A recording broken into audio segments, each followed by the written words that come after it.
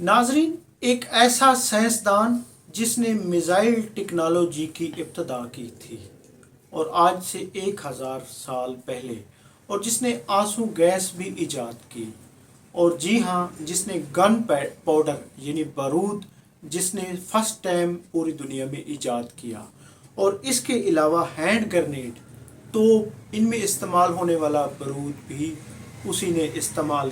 پہلی دفعہ زمین پر استعمال کیا اور بنایا۔ اور جی ہاں ناظرین، یہ ایک ایسا سائنسدان جس نے پہلی دفعہ بارودی سرنگیں بنائی، اور بارودی یعنی کہ ایسی جو سمندر میں ایک وقت لگائی جاتی تھی اور بڑے بڑے بحری جنگی جہاز تباہ کر دیے جاتی تھی۔ اور اس نے صلیبی جنگوں میں یعنی آج سے 1000 سال پہلے برطانیہ، فرانس، ان کے اتنے زیادہ یعنی سمندروں میں جہاز تباہ کیے کہ فرانسیسی بادشاہ لوئس ناہم نے اس کے لیے باقاعدہ اس جہنم سے بچنے کے لیے، اس نے اس کو نام دیا تھا جہنم، اس سے بچنے کے لیے دعا کی تھی۔ اور اس سائنسدان نے، اس انجینئر نے صلیبی جنگوں بلکہ اس دور میں ہونے والی جنگوں کا نقشہ ہی پلٹ دیا تھا۔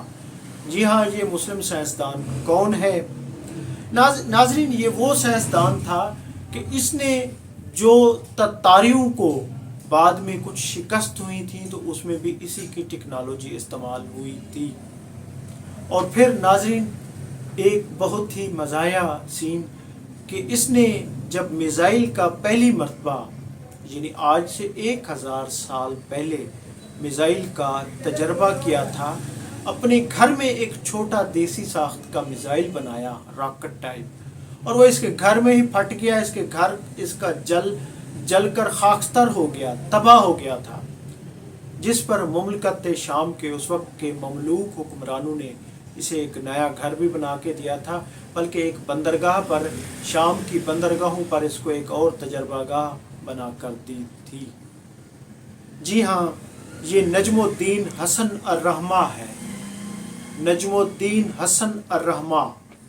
یعنی یہ بہت بڑا سائنسدان جس کو تاریخ نے، بعض میں تاریخ دانوں نے، کیونکہ اس نے بہت زیادہ صلیبی جنگوں میں نقصان پہنچایا تھا، خاص طور پہ پورے یورپ کو، تو بعد میں جب یورپ کی سائنس پر اجارہ داری ہوئی تو وہ اسی کو ہی سمجھتے تھے کہ اس نے اپنے تجربات اور اپنے سائنس اور اپنے ٹیکنالوجی کی بدولت ہمارے آباء و اجداد کو صلاح الدین ایوبی کی جنگوں میں شکست دلوائی تھی۔ جی ہاں، اس کو پروموٹ نہیں کیا گیا، تاریخ دانوں نے بھی، یورپ نے بھی اس معاملے میں بہت زیادہ دھاندلی کی تھی۔ ناظرین، یہ ایک ایسا سائنسدان تاریخ میں پہلی مرتبہ یعنی 1250 میں ایک جنگ ہوئی جس میں فرانس کے بادشاہ لوئس ناہم حصہ لے رہے تھے اور دوسری طرف سے مسلمان تھے۔ اس میں جو راکٹ پہلی مرتبہ برسائے گئے تھے، دیسی ساخت کے راکٹ، جی ہاں، وہ انہوں نے بنائے تھے، وہ نجم الدین حسن نے ہی، رمح نے ہی بنائے تھے۔ اور یہ بیسیکلی گن پاؤڈر اس نے ایجاد کیا تھا اس دور میں، کیونکہ سب سے بڑا، کیونکہ ایروپلین اس وقت دنیا میں آئے نہیں تھے، ایجاد نہیں ہوئے تھے، فضا اس وقت کسی اس سے خالی تھی، سفر ہوتے تھے سمندروں میں، اور اس دور کی سب سے بڑی ٹیکنالوجی بحری جہاز تھے۔ اور یہ جو نجم الدین حسن الرحمہ کی ٹیکنالوجی، یہ جو اس نے ایجاد کی تھی کہ یہ سمندر میں ہی بارودی سرنگ اس نے ایجاد کر کے یہ لگاتا تھا، بناتا تھا، اور اسی کی ٹیکنالوجی کی بدولت اس دور کے بڑے بڑے جہاز تباہ ہو جاتے تھے۔ ناظرین، میں ہوں عبدالرؤف صوفی اور آپ دیکھ رہے ہیں تاریخ نامہ۔ ناظرین، حسن الرحمہ کا معنی تیر ہے، اس کا لقب عربوں نے تیر رکھا تھا، یہ اتنی تیز تھا۔ اور اس نے ناظرین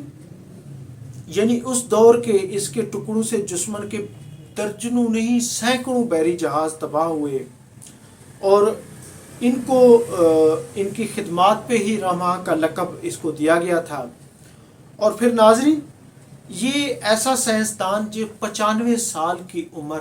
زندہ یعنی یہ رہا، یہ مصر اور شام کے علاقوں میں پیدا ہوا، اور انہوں نے کتابیں بھی لکھی، یعنی سلطنت مملوک اس کی ہمیشہ سے بعد میں یعنی صلاح الدین ایوبی کے دور کے بعد بھی اس کو وہ یعنی کہ بہت زیادہ اس کی کیئر کرتے تھے۔ انہوں نے 1295 میں یعنی کہ اس نے کتاب بھی لکھی، غایت المقصود اور جنگی چالیں اس نے کتابیں لکھی،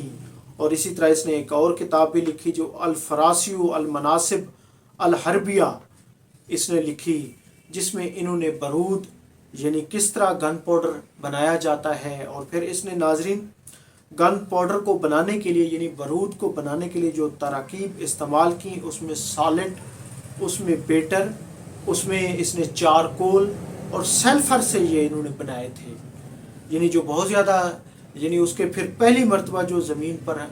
یعنی کہ گرنیڈ بھی بنائے گئے تھے، اور بعد میں توپ کے گولے بھی بنے تھے جو مصر، شام، فلسطین میں اس دور میں استعمال ہوئے تھے۔ تو ناظرین بلکہ اس ٹیکنالوجی کو بہت دیر تک یورپ نے بھی کاپی کیا تھا۔ انہوں نے جو تارپیڈو کے ان کی تحریروں سے جو انہوں نے وہ لیے تھے، تارپیڈو کے جو